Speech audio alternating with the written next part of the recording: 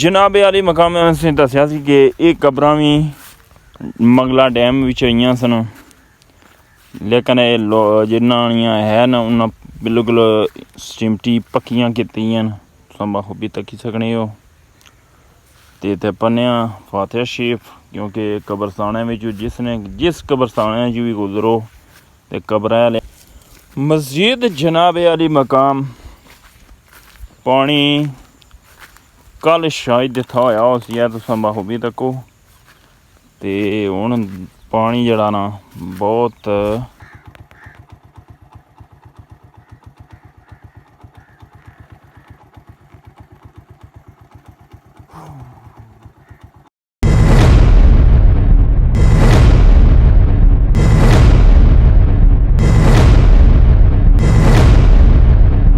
अस्सलाम वालेकुम जी, उम्मीद करना सारे वालों सो मैं शकील चौधरी, तुसी मेरा फैमिली यूट्यूब चैनल तकरीर व्लॉग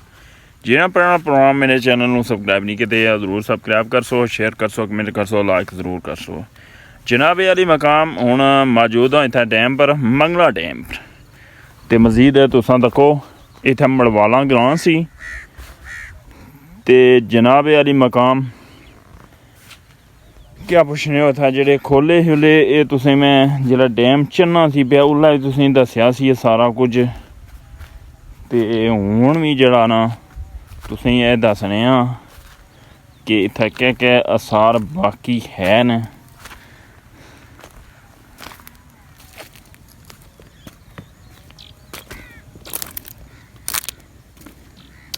तुसां बखूबी तक्को कि ओह् मछुआ जा रेहा मच्छी जी पौने पे।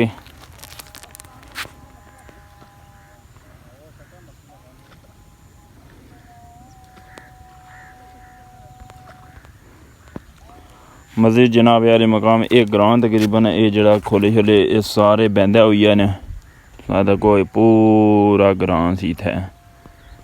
ते मंगला डैम नी जद बिच आया ते इत्थूं लोग केईं उजड़े न, कोई ले गए न हाफजाबाद, कुछ ले गए न इधर अपनी न्यू सिटी च, कुछ ले गए न इधर अपना जोराबाद। बाखूबी तुसां तक्को माशाअल्लाह मंगला डैम ना नज़ारे।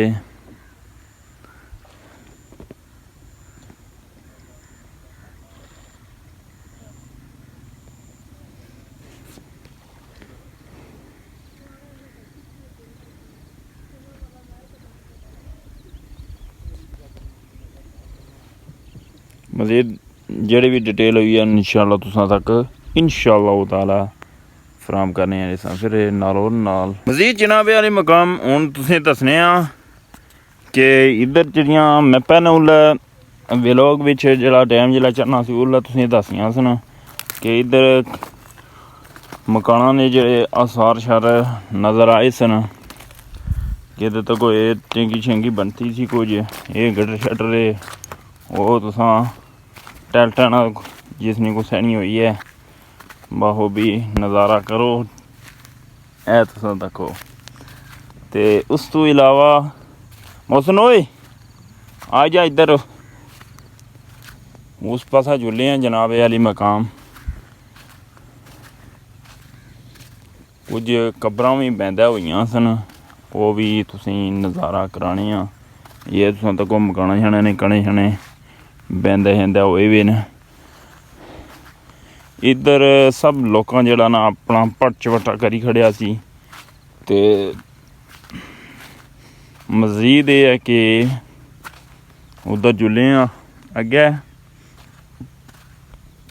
मोटरसाइकल तकने आं जुल्लां आई जानी।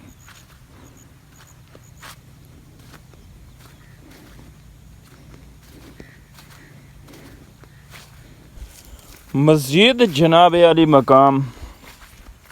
पानी कल शायद इत्थै होया उसी है, तुसां बखूबी तक्को। ते हुण पानी जेह्ड़ा ना बहुत शिद्दत नाल जेह्ड़ा ना वापस लाने न पे। इधर कोई विच बड़ेआ ना यारा एह् कि इत्थै तो माल डंगर आखो भी जावे वापस लिखने आह्ली गल्ल कौन ही में ना।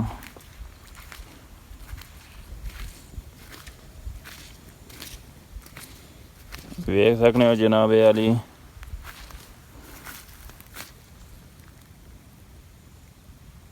कि पानी हूँ आस्ते आस्ते लाने पे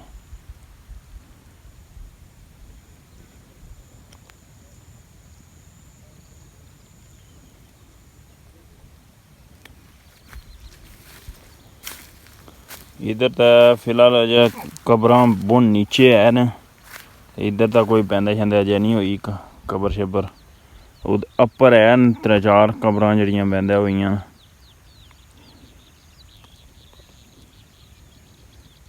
बंदे फर्स्ट टाइम अच्छे न जेह्ड़े कोई मच्छी अच्छी पाने आह्ले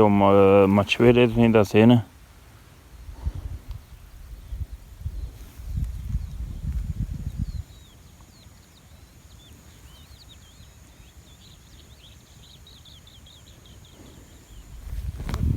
मजीद हूँ मैं उपर जुल्लै थोड़ा कबरां तुसें नज़ारा कराई छुड़सां जड़ियां कबरां डैम बिच रहियां ते उत्थै जाइदा व्लॉग भी एंडिंग करी उड़सां अपनियां दुआवां ही नाल याद रखे ते उत्थै तुसें व्लॉग नहीं एंड करसां इंशाअल्लाह ताला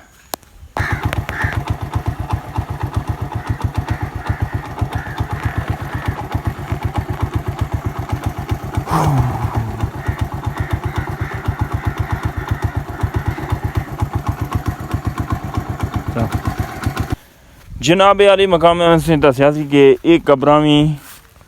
मंगला डैम विच आईयां सन लेकिन जिन्नियां है न उन्हां बिल्कुल सिमटी पक्कियां कीतियां न तुस बखूबी तक्की सकने हो ते पढ़नेआं फातिहा शरीफ क्योंकि कब्रस्तानै विच जिस कब्रस्तानै च भी गुजरो ते कब्रै आह्लें असें ज़रूर सलाम पेश करना चाहिदा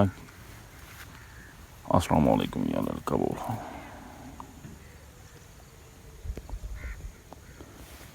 मज़ीद जनाब आली मकाम तक्की सकने हो कि तुसां बखूबी जानने हो कि इत्थै लोकां अपने आबाओ अजदाद दियां कबरां छोड़ी छड़ाई मतलब मुख्तलिफ जगह पर गए न ते अज जेह्ड़ा बिल्लना स्यापा बनते आ ते उल्लै एह् मुतालबा होया सी कि बिजली जेह्ड़ी है ना एह् मीरपुर आह्लें वास्ते फ्री हो सी ते इत्थूं जगह मतलब है अपने कार-बार सब छोड़न ठीक है उन्हें मुआवजा थोड़ा थोड़ा देई दे टरकाई मकाई दे डैम शैम बनता सी ते बाद विच सुल्लू गुल्लू जेह्ड़े बिल ठोकने ना पे साड़ी आवाम पर खास करी मीरपुर आह्लें पर जेह्ड़ा इन्ना बहुत जुल्म झोले आवे मज़ीद अपनियां दुआवां याद रखे इस व्लॉग नी इत्थे ही एंडिंग करसां अपनियां दुआवां याद रखे अल्लाह सुनने वाले